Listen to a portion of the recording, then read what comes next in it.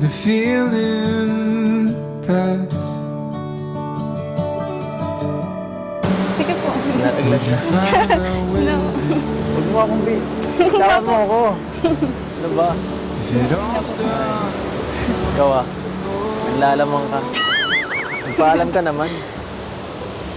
Kasi aalis sila Rab eh.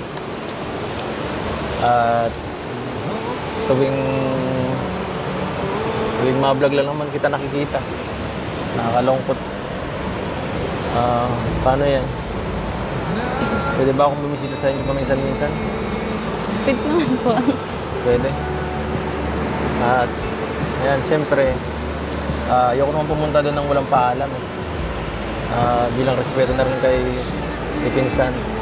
Alam mo na, baka sabihin nila, take advantage ako, baka ako ma-report.